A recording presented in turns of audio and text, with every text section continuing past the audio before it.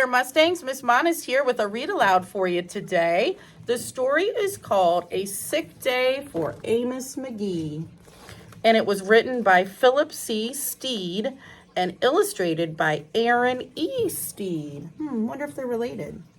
This story goes along with our 7 mindsets unit that we've been in. We are connected. So at the end, I'm going to ask you to think about, how do you think this story represents or matches that theme of we are connected? A Sick Day for Amos McGee.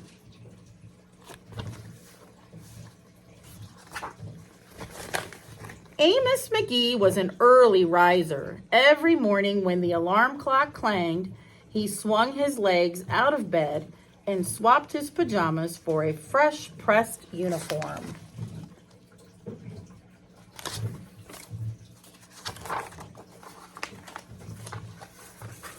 He would wind his watch and set a pot of water to boil, saying to the sugar bowl, "A spoonful for my oatmeal, please, and 2 for my teacup."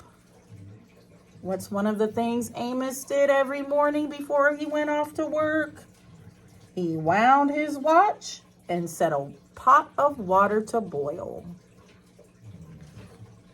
Belly full and ready for the workday, he'd amble out the door. That's a good vocabulary word, amble. It's kind of like he's strolling. Walking with a good pace, not too slow, not too fast.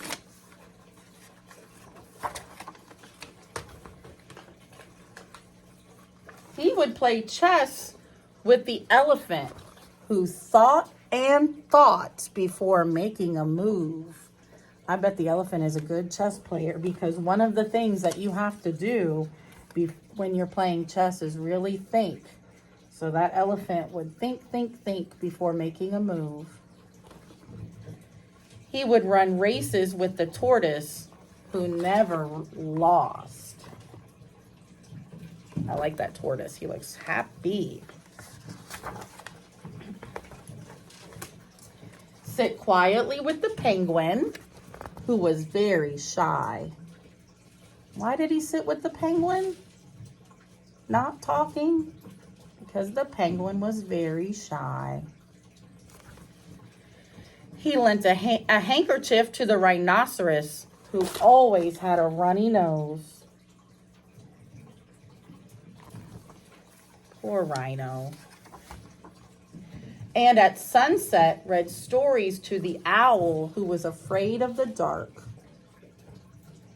That's a little bit of irony, since an owl is up all night, that he would be afraid of the dark.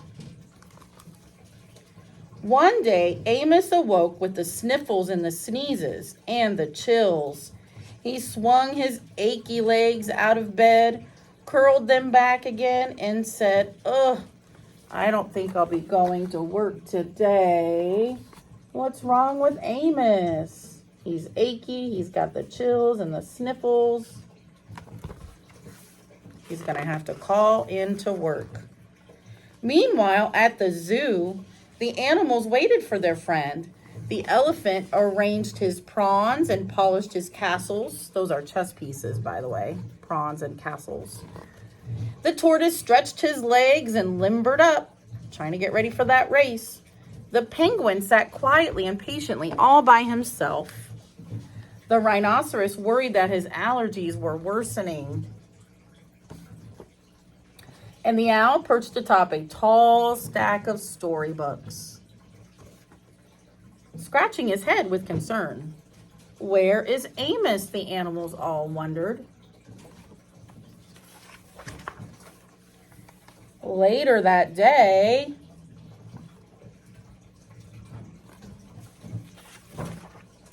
this one's just a picture page. There they all are.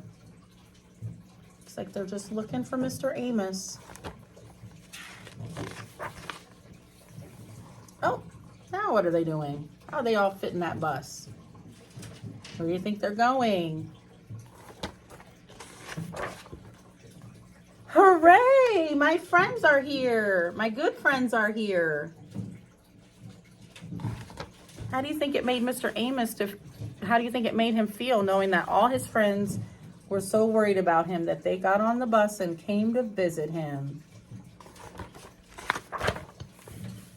The elephant prepared a game of chess. Amos thought and thought before making a move.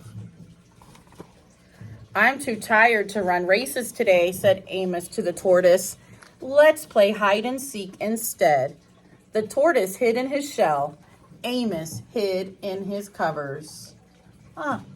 Why do you think the tortoise agreed to play hide and go seek when he really loved running races?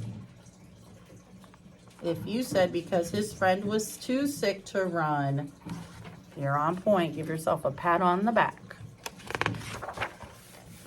Amos yawned. I could use a nap. The penguin sat quietly, keeping Amos's feet warm. Achoo! Amos woke up with a sneeze. The rhinoceros was ready with a handkerchief.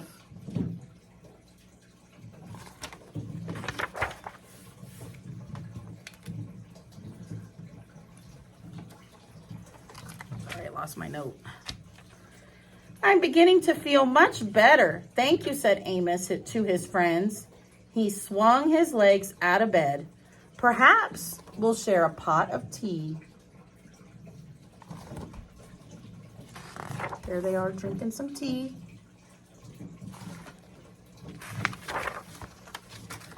Amos wound his alarm clock. It's getting late, he said. After all, we have a morning bus to catch. So Amos said goodnight to the elephant, and goodnight to the tortoise, and goodnight to the penguin, and goodnight to the rhinoceros, and goodnight to the owl, who, knowing that Amos was afraid of the dark, read a story aloud before turning out the lights. Why did the owl turn out the light? Why did he really turn out the light? My bad, sorry. Why did the owl really read a story? Was he afraid of the dark, or was Amos?